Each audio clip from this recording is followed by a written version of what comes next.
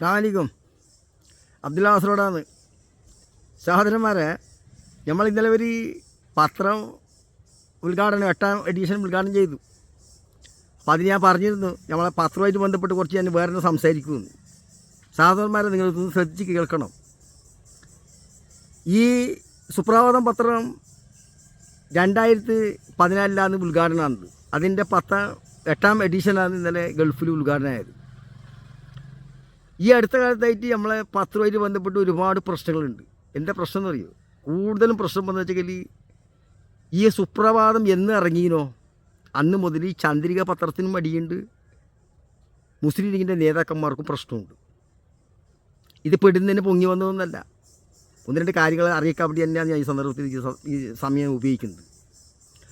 ഒന്ന്, ഈ സുപ്രഭാതം പത്രം വന്നപ്പോൾ ഈ മുസ്ലിം ലീഗിൻ്റെ നേതാക്കന്മാരുടെ ഇടയിലുള്ള ഒരുപാട് കള്ളക്കളികൾ, അതുപോലെ തന്നെ മുസ്ലിം സമുദായത്തിന് ഇന്ന് അഭിമുഖീകരിക്കുന്ന പല പ്രശ്നങ്ങളിൽ ലീഗ് ഇടപെടുന്നതും ഇടപെടാത്തതും മുസ്ലിം ലീഗ് പറയുന്നതും പ്രവർത്തിക്കാത്തതും എങ്ങനെയെന്ന് ഇന്ത്യ രാജ്യത്ത് ഒരുപാട് കാര്യങ്ങൾ പച്ചയായി സത്യത്തോടുകൂടി തെളിവോടുകൂടി സുപ്രഭാതം പത്രങ്ങൾ പ്രസിദ്ധീകരിച്ച സന്ദർഭത്തിലാണ് ഈ മുസ്ലിം ലീഗിൻ്റെ നേതാക്കന്മാർ അപ്പോൾ എന്ത് ചെയ്യുന്നു എന്ന് ചിന്തിക്കുന്നിടത്തേക്കൊക്കെ എത്തിയിട്ടുള്ളത്. യാഥാർത്ഥ്യം അതാണ്. സുപ്രഭാതം പത്രം വന്നതിന് ശേഷം അങ്ങനെ ഒരുപാട് യാഥാർത്ഥ്യങ്ങൾ നമുക്ക് മനസ്സിലാക്കാൻ സാധിച്ചു.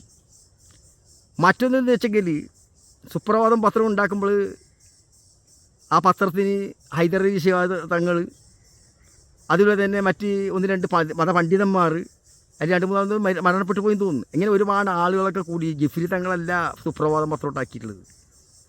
പണ്ടേ നേതൃത്വമുണ്ട്, അതിൽ വെറുതെ ബുദ്ധിജീവികളുടെ അവരൊക്കെ കൂടിയിട്ട് ഈ പത്രം ഉണ്ടാക്കുന്നതും ആ ഉണ്ടാക്കിയ ശേഷം ഇത് എങ്ങനെ ആയിരിക്കണം നമ്മൾ പ്രസിദ്ധീകരിക്കേണ്ടത്, ഏതിനെല്ലാം ഇതിൽ അനുകൂലിക്കണം, എന്തെല്ലാം ചെയ്യണം എന്നുള്ളത് തീരുമാനമൊക്കെ എടുത്തിട്ടാണ് ഒരു തീരുമാനം കൊണ്ടുവന്നിട്ടുള്ളത്. അല്ലാതെ ജിഫ്രി തങ്ങൾ ഒരു തീരുമാനം എടുത്തിട്ടില്ല സുപ്രഭാതവുമായിട്ട് ബന്ധപ്പെട്ടിട്ട്. അങ്ങനെയാണ് സുപ്രഭാതം പത്രത്തിൽ മുസ്ലിം സമുദായത്തിൻ്റെ ഒരുപാട് കാര്യങ്ങൾ അറിയിക്കാനുണ്ടെന്നും, അതുപോലെ തന്നെ ഇന്ത്യ രാജ്യം ഒരു ജനാധിപത്യ രാജ്യം എന്നുള്ള നിലക്ക് ചിലപ്പോൾ മറ്റുള്ള പാർട്ടിയോ മറ്റു സമുദായങ്ങളോ ആയി ബന്ധപ്പെട്ട് നമുക്ക് സൗഹാർദ്ദപരമായി പോകാൻ പറ്റുന്ന അന്തരീക്ഷങ്ങൾ ഉണ്ടാക്കാൻ പറ്റുന്ന പല കാര്യങ്ങളും അതിൽ പ്രസിദ്ധീകരിക്കാമെന്നുള്ള അനുവാദം കൂടെ ഉണ്ടായത്. അപ്പോൾ ഇപ്പം എന്ത് സംഭവിച്ചെങ്കിൽ, ഇപ്പം അടുത്ത കാലത്തായിട്ട് ഒരു 4-5 കൊല്ലത്തിന് മുമ്പ് ആണ് ഇത് കുറച്ച് സ്ട്രോങ് ആകുന്നത്. കാരണം ഒന്ന്, സുപ്രഭാതം പത്രം വന്നതിനുകൂടി ചന്ദ്രിക പത്രത്തിൻ്റെ ഇതെല്ലാം കുറഞ്ഞു, ചിലവ് കുറഞ്ഞു.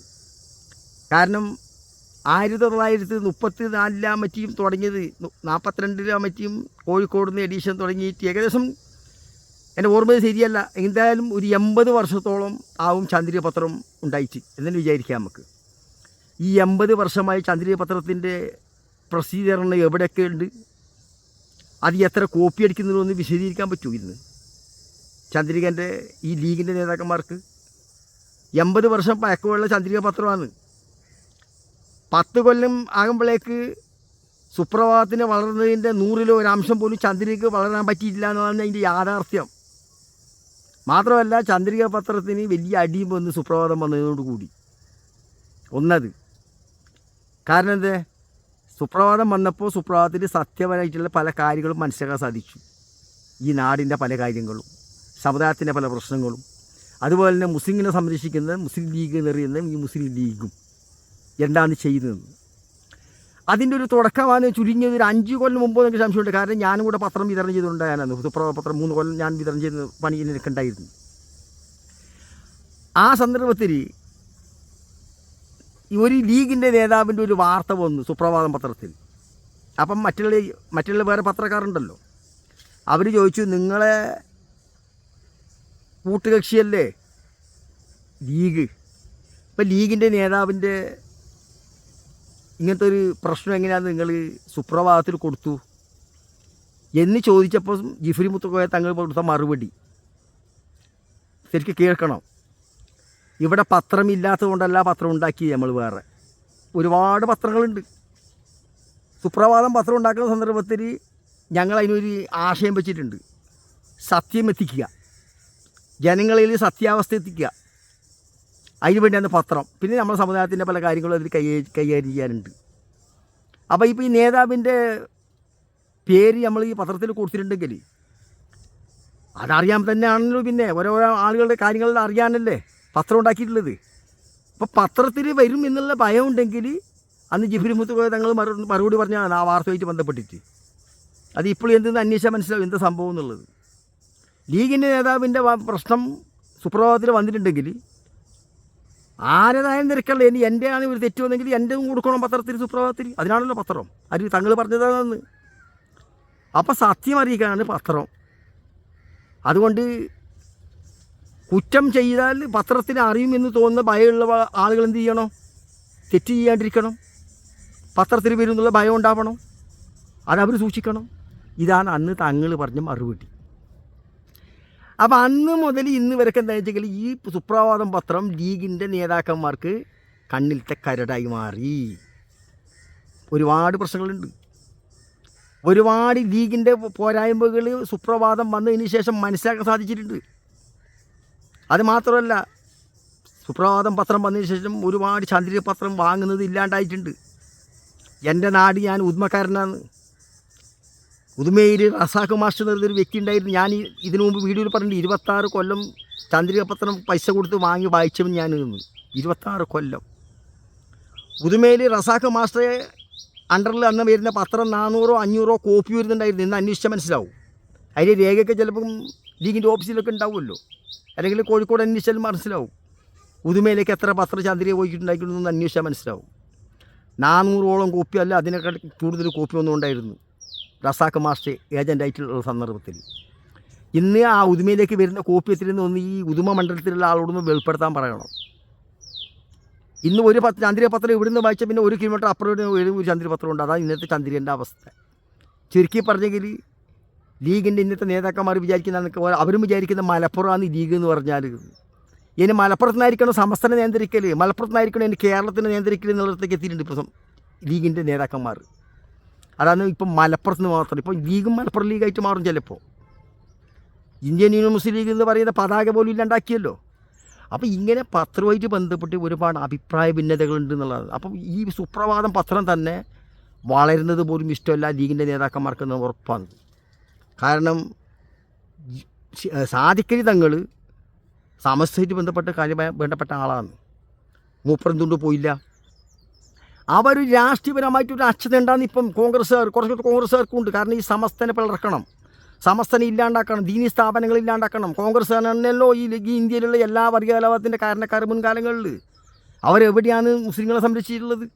ഇപ്പോൾ അടുത്ത കാലത്ത് എന്തുകൊണ്ട് ജിഫ്രി തങ്ങളെ പോലത്തെ ആളുകൾക്കോ അല്ലെങ്കിൽ ഉമർ ഫൈസിനെ പോലത്തെ മുഖത്തിനൊക്കെ ചില അഭിപ്രായം പറയേണ്ടി വന്നിട്ടുള്ളത്? കാരണം മുൻകാലങ്ങളിൽ ചന്ദ്രിക പത്രത്തിൽ മുസ്ലിങ്ങളെ നേർക്ക് വരുന്ന പല അക്രമങ്ങളും പ്രസിദ്ധീകരിക്കുന്ന കാലഘട്ടം ഉണ്ടായിട്ടുണ്ട് ചന്ദ്രിക പത്രത്തിൽ.